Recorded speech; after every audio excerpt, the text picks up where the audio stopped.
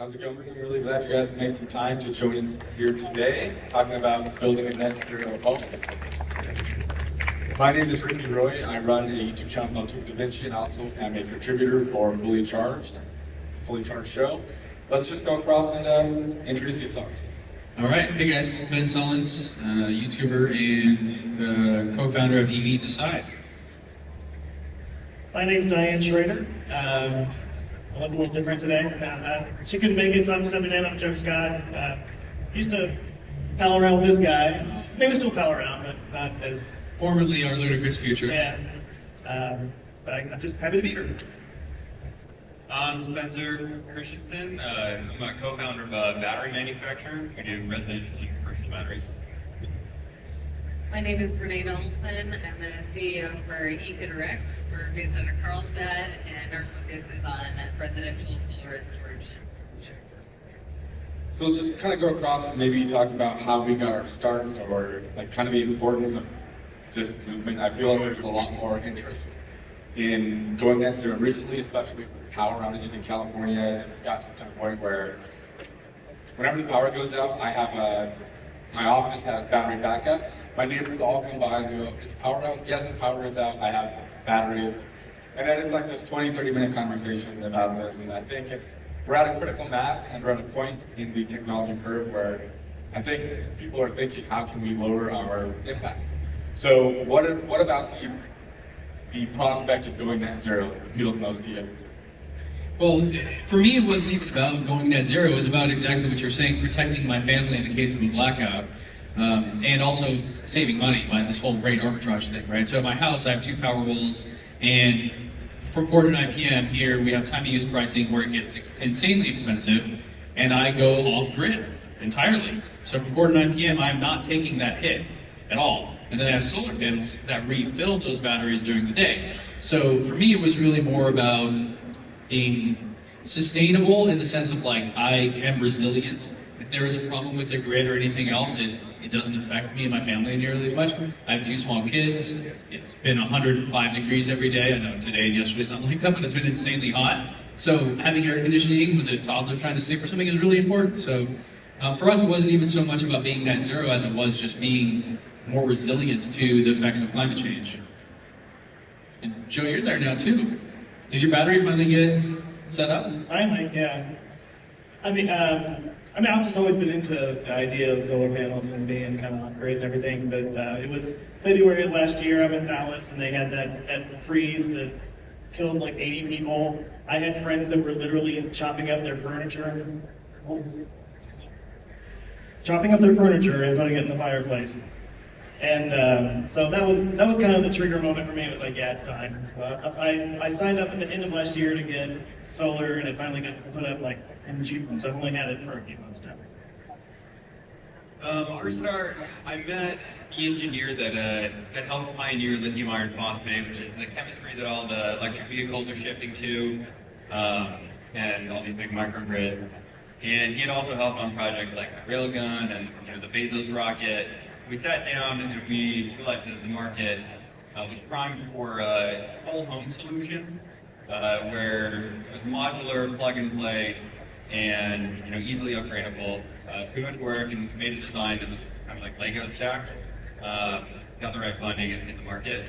So that was kind of our origin. We were acquired by a much bigger battery group, and it's been with the right partnerships, we've been able to really provide a solution that is a full home seamless solution that the homeowner, if the power does shut off, wouldn't even notice that the power had shut off, and it'll work for them every night. So it's been kind of a journey.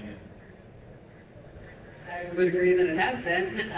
Solar and storage is at the forefront and has been for quite some time, but it's picking up a lot of traction, especially with more electric cars coming onto the utility grid and our overall power consumption increasing. Spencer, with the HomeGrid batteries, we do offer them, and they have been working out tremendously well when you're incorporating a grid tie system with energy backup. So with both power outages, in addition to time of use, it becomes a really sound investment, not only to get a really solid ROI on your system overall, but to really have power when the utility does go down. And unfortunately, it is something that we're seeing a lot more of, so it's going to continue by having the security. You're able to have power at any time, whenever you need it. So I started a series where I'm building a net zero house. I have a house not too far from here. I live in San Diego, and it's an old house. It's over 60 years old. The insulation is terrible. San Diego, the weather's just not that bad, and so I have huge gaps under my doors. It's pretty tough starting point. My goal is to have really good insulation, solar. The solar part in San Diego is really easy. You get tons of sunshine almost over 300 days a year. So one of the things I've been looking into is about water. So a great water capture system. How can we be better with water? Because for us, that's probably the bigger challenge. And this one's for you, Ben. Ben made a video, I still remember messaging you 2 years ago.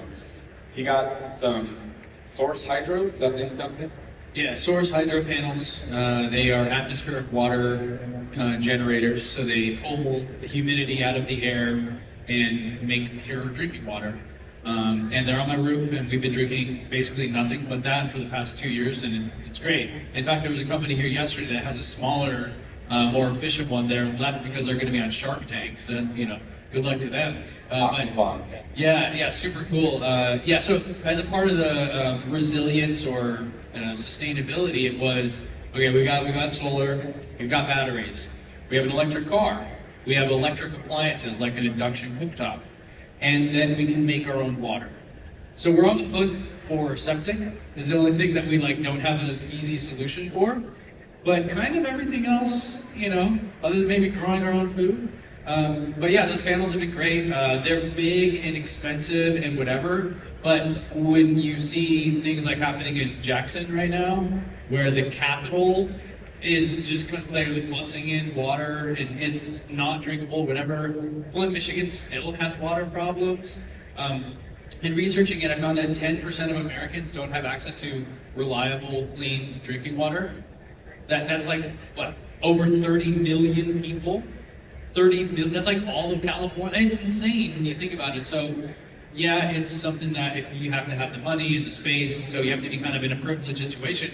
But if you can do it, clean water for 15 years, running off of your own solar panels and stuff, that to me is a really attractive proposition. So I've been enjoying it. It kind of comes down to cost, and ideally, as more people adopt some of this stuff, the costs go down. A couple years ago, I looked at a heat pump water heater. So one of the initiatives I want to try to do is remove all the natural gas. So I currently have a natural gas cooktop, natural gas water heater, natural gas furnace. That's pretty much it, natural gas heater. So I want to get rid of every one of those and go heat pump versions. And about 5 or 6 years ago, the heat pump water heater was more than double the price. It's still more expensive today. But what's happening in California is, and this actually is just everywhere, with conflicts and things happening around the world, our natural gas prices are up 50%. You notice that on your bills? But here in San Diego, they went up 50% for 2022. So eventually, this is going to become easier and easier to sell, because electricity and having your own solar panels is something you can actually control, as opposed to being at the whim of whatever's happening around the world. So from a financial perspective, what do you guys think is going to be that moment when, because currently I'm not going to lie, it's expensive. It's quite a bit of money to do some of these things, to be more responsible, to be more sustainable. But what needs to happen for the adoption levels to kind of pick up and to hit some sort of a critical mass? I think if you look at it, in California, it already pencils out. It's cheaper to go solar and batteries than to drop in the grid. Hawaii as well. Most of the country, they're doing it more for the resiliency. They're doing it in case the power shuts off. But I think also being able to lock in your rate is drawing a lot of people in. There have been spikes in energy costs around the country. Who knows what it's going to look like in 5 years?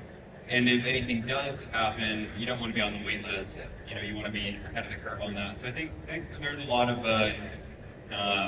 growth there already. But the soft costs in solar are drive up the cost twice as much as other countries. So we really need to remove those soft costs, which means making the permitting process easier, The tech is so new that they really, with the batteries, some of the older chemistries that have like cobalt and the lignite, so all the codes are based off of that. But everybody's shifting over to lithium iron phosphate, which is very safe and stable. So I think it's just kind of an awareness piece that needs to come in.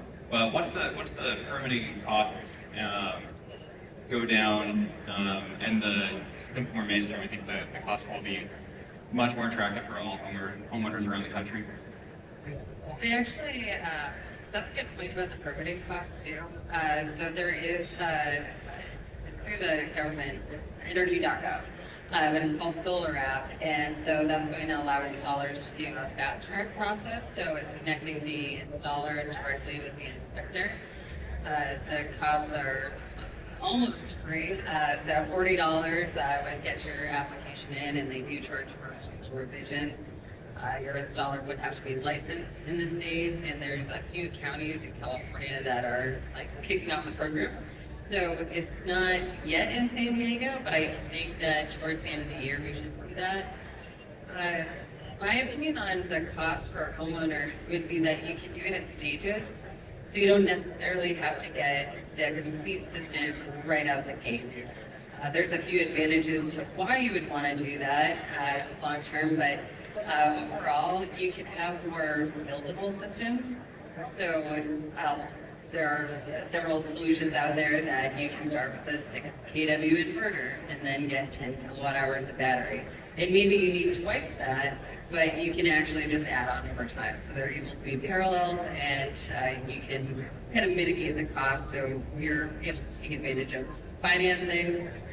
Right now, the tax credit is 30% for the next 10 years, so that's pretty advantageous. And whether it be financing or just breaking up the actual costs, I think that's what's really going to drive it.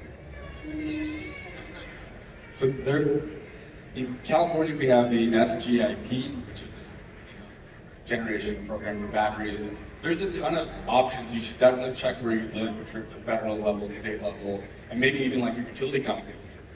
Here in SDG&E in San Diego will actually pay if you switch to more efficient heat pump water heaters, things like that. So there's tons of stuff. I actually want to turn this around to all of you and kind of ask, how many of you guys are planning to go solar or have already gone solar? Wow, that's 100% almost. 90. It's very impressive. I actually kind of figured as much. What about batteries? How many of you guys have home energy storage? So that's about the ratio I expected. Well, and Ricky, so another thing to bring up too is the option of having your car be your backup battery. We now have the Ford Lightning, which has this option, and you need this hardware and all the things. It's fine, but I just saw a clip today that the Nissan Leaf now also has this, and it's an actual. It won't affect the warranty of the vehicle, and it's approved through all the UL certifications or whatever they need to do. So I think, the storage solutions are interesting. I think it's nicer to have a dedicated one, but imagine if the only thing you need is in the event of a blackout. How great would it be if your car could become that, right? So I think like there's going to be, because the technology is still evolving, I think it's going to be a really interesting thing. So potentially the cost of a system that includes storage would just be your car that you already have, right? And I think that would be ideal, honestly. Not ideal, but hey, I don't have to spend more money to do this, right? Because if you look at the cost of, say, a Ford Lightning with all this, it's like 12 Tesla Powerwalls or something absurd. It's like $100,000 worth of Tesla batteries compared to, this thing, which is also a truck and awesome, right? So I think that the technology is going to evolve, and these stackable systems that you can add on, or like having a way to use your car. I mean, it's going to be so cool, but it all leads to better resilience for all of us, right?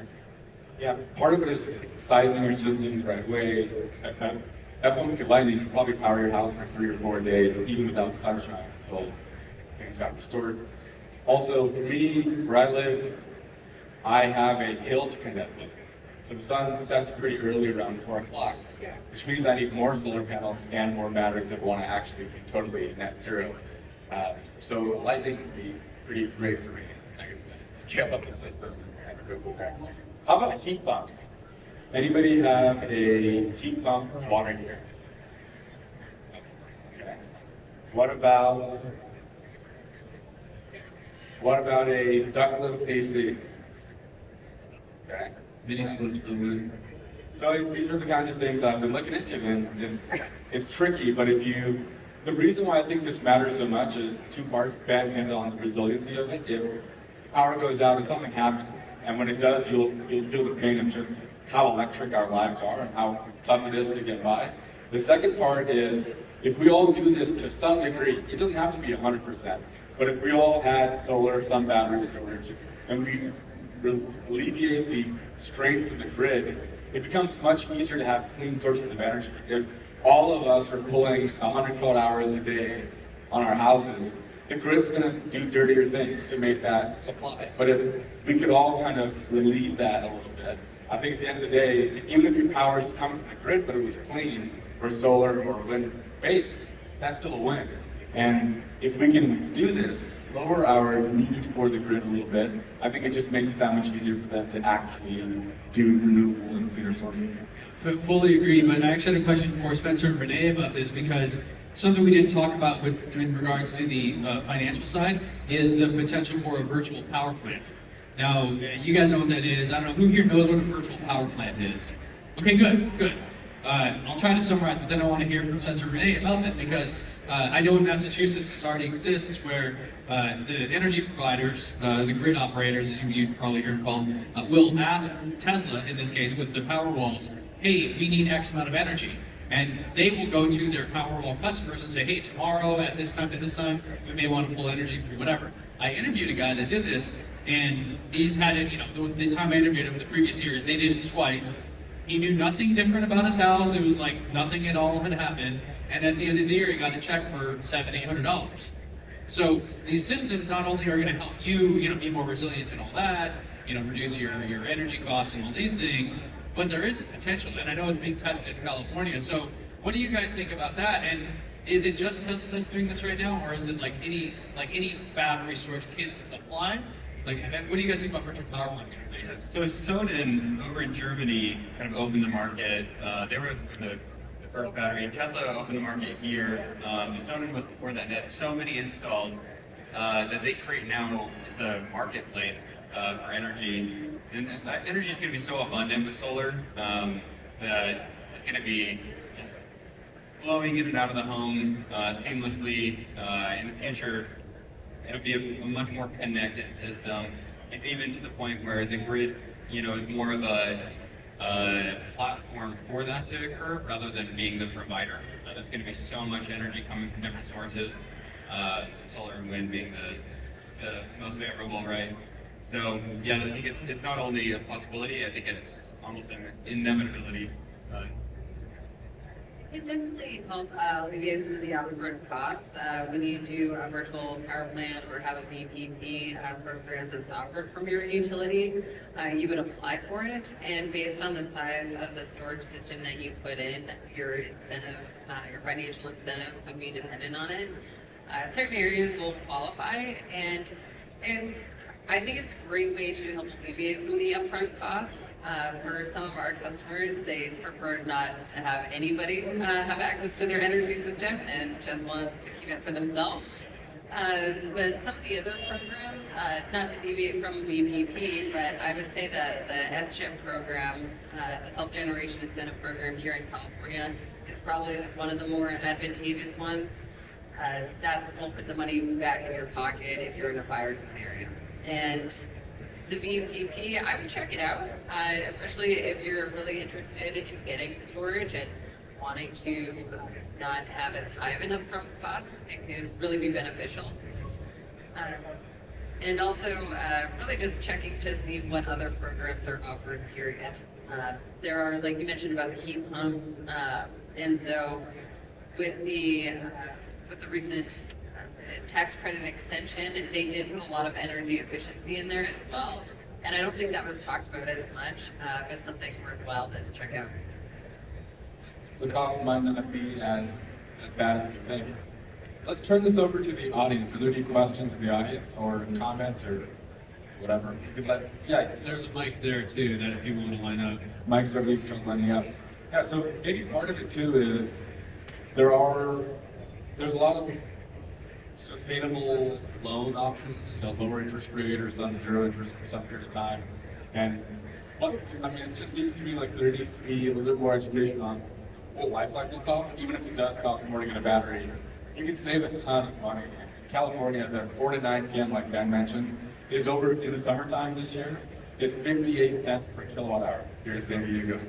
So you can pay for a Powerwall really quick with those kinds of costs. My setup, which includes 2 power walls, and that's that great arbitrage thing I do, my net cost is 3 cents a kilowatt hour. I mean, Joe lives in Texas, and I'm paying less than he does for energy. And I live in California. That's insane, right? It is really like the Jedi mind trick of like how to do all this. But it's hard to count on that because who knows? They could change the rules next week, right? And all of a sudden, or even we haven't talked about it, but like NEM 3.0, which has been delayed and kicked down the can a lot here, could like completely decimate solar. And like at that point, after that goes into effect, it'd be like hardly any incentive to do it at all, right? So I think like get it now and go and do what you can to try to like take advantage of this because who knows what it's going to be down the road. There we go. You can also get your permit plans done ahead of time. You have a year to install it. So as long as you get that information in for both the building department and most importantly your utility, then at least it buys you some time. So you'd be in for the permit cost, but until that's approved and until you actually install it, you wouldn't have some of the additional costs associated with it. Yeah, I would. It took 8 months. It took 8 months for my system to go, I think, because of permits. So get started on that early. Yeah, it can definitely take a while, but it's absolutely worth it. And getting started now gives you plenty of time to plan as well, so you can really figure out how much is it going to cost for an electrician to do it, or a full suite installer. Most of our customers choose to buy the products on their own and then either have a contractor or electrical experience themselves, or know somebody that does. So we have a really large demographic for the DIY market. You have a question? Smart smart electrical panels, how critical are they for a net zero home where you have the ability, instead of having a sub panel that's fixed, having the ability to change on the fly the circuits that you're powering off the battery?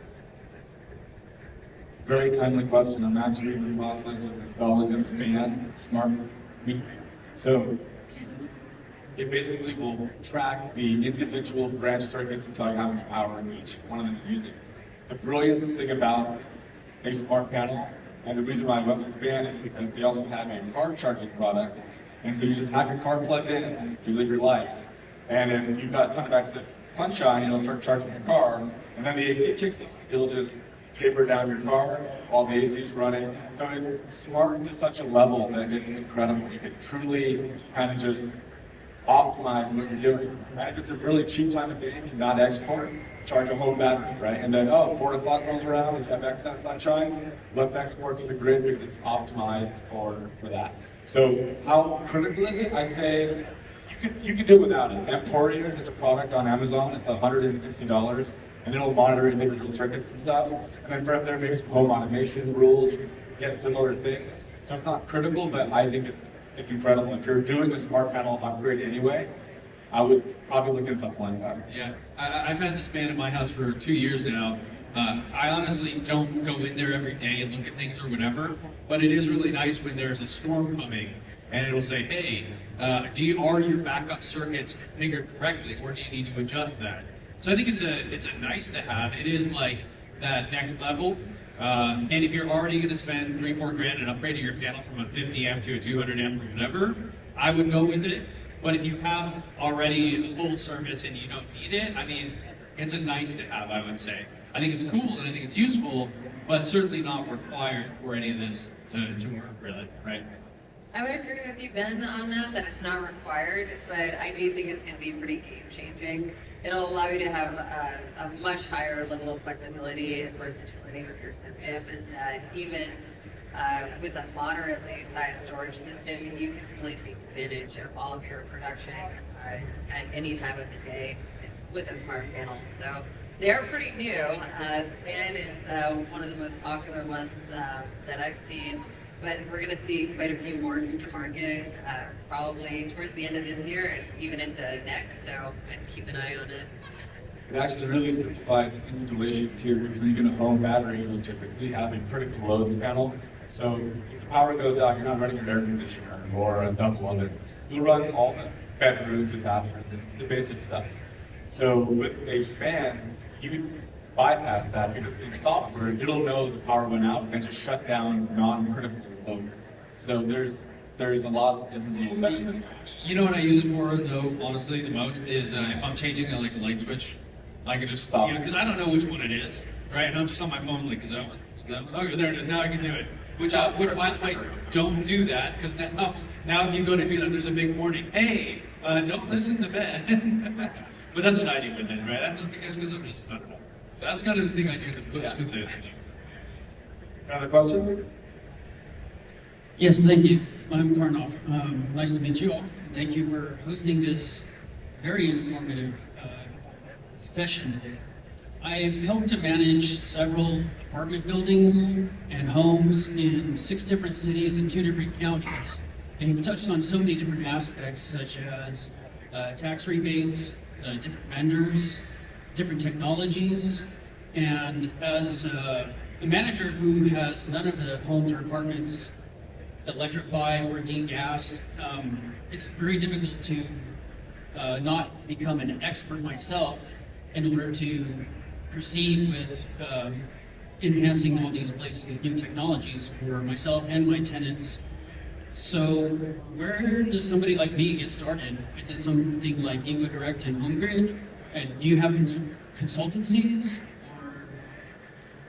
We do. So our focus is on education. So you can go to our website, EcoDirect.com, and also speak with one of our sales consultants who'd be able to direct you.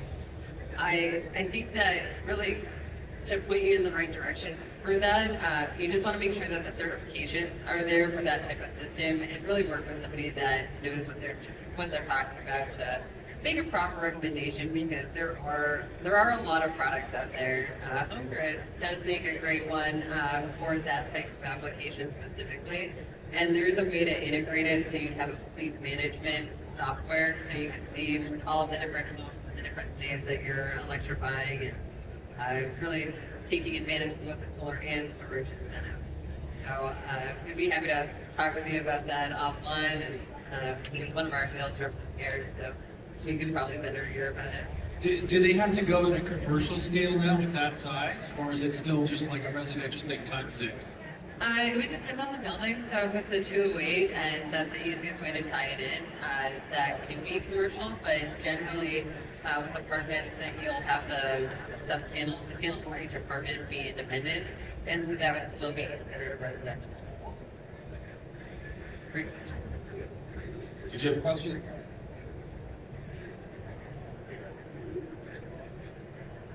I think my question is similar to the gentleman previous, except for just for home. Same kind of thing. You guys mentioned a lot of programs, different ways to finance, throwing out a lot of technology terms. And the biggest thing it seems to me is just like having like a whole plan. If your goal is to go net zero, it seems like you would want to advise a smart plan before you would start. You talk about going in stages. So my question is there 1 or 2 resources you could give to a regular homeowner like us who we want to make a smart plan as well as we can, educate ourselves before we start hiring? 100%. So it's always, even if you are going to build your system in stages, you still want to know what the end goal is, and then you can break it up from there. It is more, I find that it's always more customized. Everyone has different energy uses, and while a lot of them can be similar, you still want to take a look at what are you going to be using the system for? How many EV cars do you plan on having here? and do you have a pool, and what's the level of comfort you want for running the ACs when it's really hot outside too. But if you look at the end goal, then you can break it up, and really working with an energy consultant, they would help you best determine that path. So you can build your system the way that it makes the most sense. I would also just recommend going to YouTube, watching little videos. Yeah, I was gonna say, I'm literally doing this and I'm trying to do everything. And there are some things to keep in mind, like if you're gonna take out a natural gas furnace with an electric, you're gonna run new higher amp lines. There's some electric work to be done. But if you're gonna, let's say for example, you're gonna get an EV charger and a panel upgrade or solar, like sometimes there's some cost savings of doing them together. But I agree, you can just go to YouTube, there's tons of people doing stuff like this. Yeah.